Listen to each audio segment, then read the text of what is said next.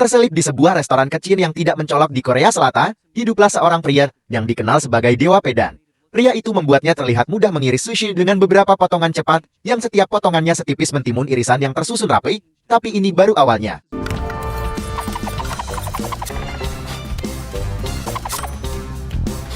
Bahan-bahan berubah menjadi kehidupan seperti binatang kecil di tangannya. Para tamu terkagum-kagum dengan keterampilan pisau wok muda. Dia menatap seni kuliner di hadapan mereka dengan penuh kasih sayang. Di waktu luangnya, dia bahkan bisa membuatkan hadiah untuk pelanggannya. Keahlian pisau Hyung Wook langsung mengubah restoran sederhana ini menjadi restoran terkenal di internet. Tapi Hyung Wook bukanlah seorang koke, dia adalah pembunuh nomor 1 Korea Selatan. Beberapa hari yang lalu, untuk menghindari polisi, Hyung Wook berlindung di pemandian umum. Tapi takdir mempermainkannya. Sebatang sabun datang entah dari mana, meluncur tepat di bawah kaki Hyung Wook.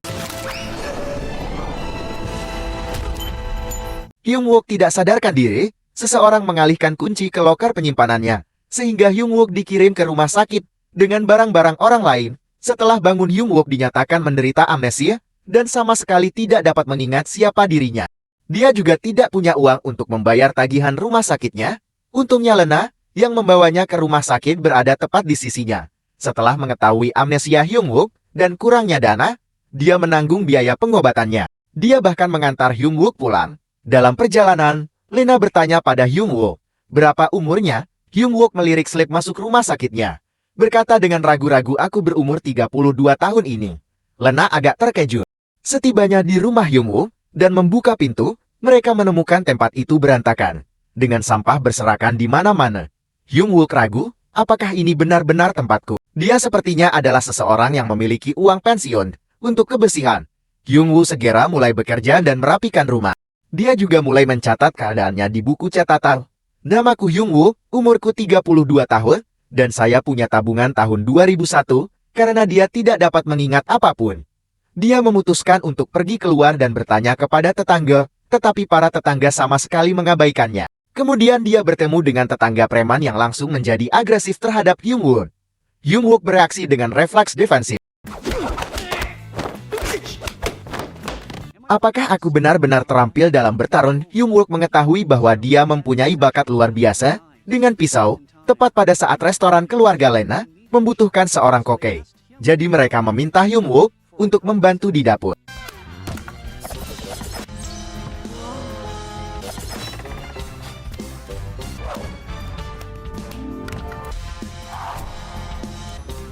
Keterampilan pisau Hyung Wook dengan cepat menarik banyak pengagum.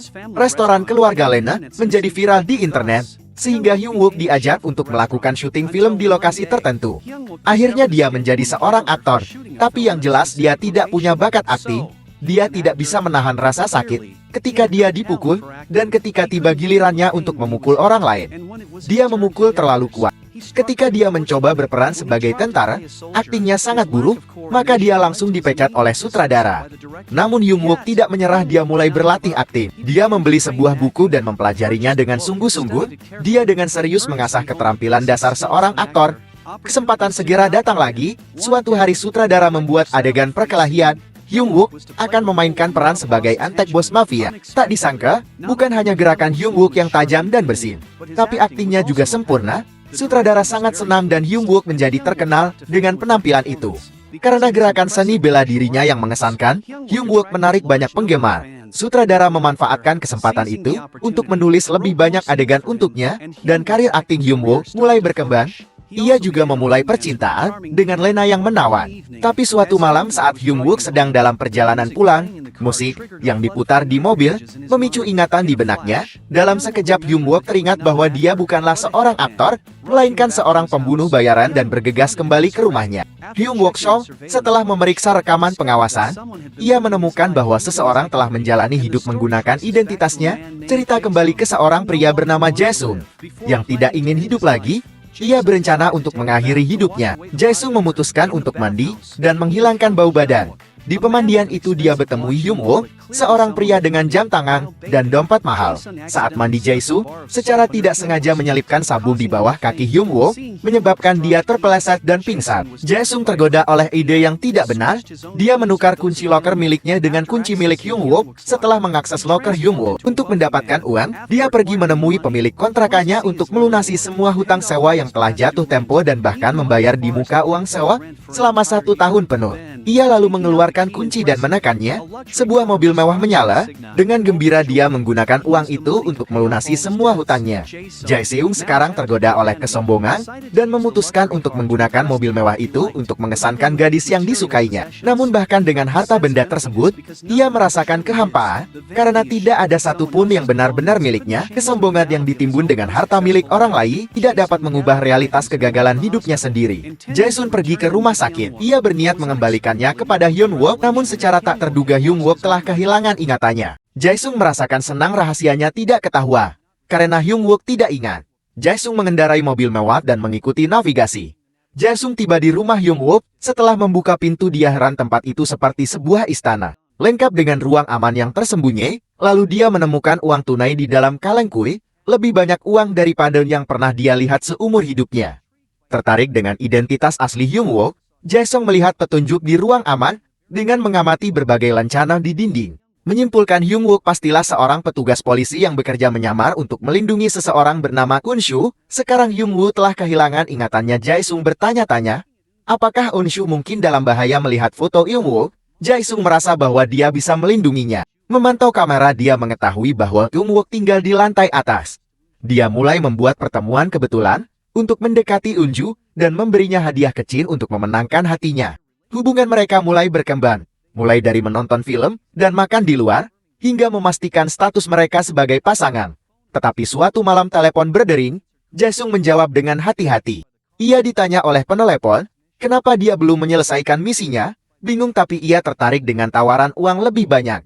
Jae-sung setuju untuk bertemu. Tidak ada yang pernah melihat wajah Hyun Wook. Dikabarkan semua yang mengenalnya sudah mati, jadi tidak ada yang mengenal identitasnya. Malah mereka takut padanya. Namun selama percakapan Jae-sung menyadari ada sesuatu yang salah. Ternyata Hyun Wook bukanlah seorang petugas polisi, melainkan pembunuh bayaran. Jae-sung marah dengan kebenarannya. Saat mereka makan malam tiba-tiba saat itu Hyun Wook muncul. Hyun Wook mendesak Eunju untuk melarikan diri, namun Eunju tidak takut. Ia malah menghadapi Hyun Wook untuk mengetahui kenapa dia baru muncul sekarang. Terungkap bahwa Hyun Wook menerima misi untuk menemukan target dan berkolaborasi dengan mereka dan memalsukan kematian mereka. Menipu klien sebelum membantu target melarikan diri dari negara, dan kali ini targetnya adalah Unshu. Pada saat Hyun Wook kehilangan ingatannya, Sae-sung telah menyamar sebagai dirinya dan telah bertemu dengan klien. Sekarang klien itu telah mengetahui tentang percintaan Jae-sung dengan Eunju dan memutuskan untuk mengirim sekelompok pembunuh bayaran lain untuk membunuh Jae-sung dan Eunju. Hyun Wook memutuskan untuk melakukan tindakan yang rumit. Dia menyamar sebagai pembunuh bayaran baru dan menelepon klien. Kemudian dia mengirim lokasi Jae-sung dan Eunju, merinci rencana yang ingin mereka laksanakan. Karena takut akan konsekuensi yang tidak terduga, dia memutuskan untuk putus dengan Lena untuk memastikan keselamatannya.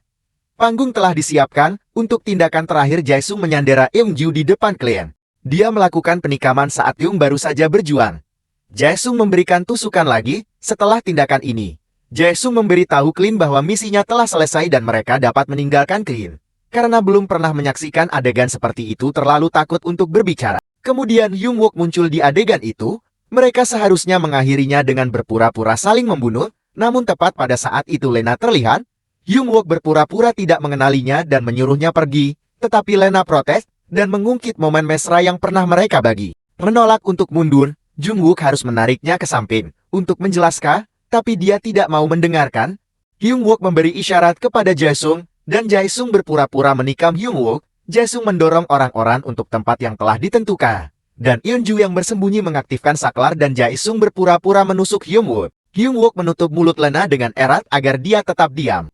Klien yang melihat darah dan percaya bahwa pembunuh bayaran telah saling membunuh segera meninggalkan tempat kejadian. Semua orang merasa tenang setelah mengetahui bahwa mereka tidak akan dikejar lagi. Dalam perjalanan pulang Hyun Wook menjelaskan semuanya kepada Lena dan meminta maaf padanya. 제 나이에요. 45이요. Setelah melalui cobaan ini, Hyung Wook menemukan harapan baru dalam hidupnya.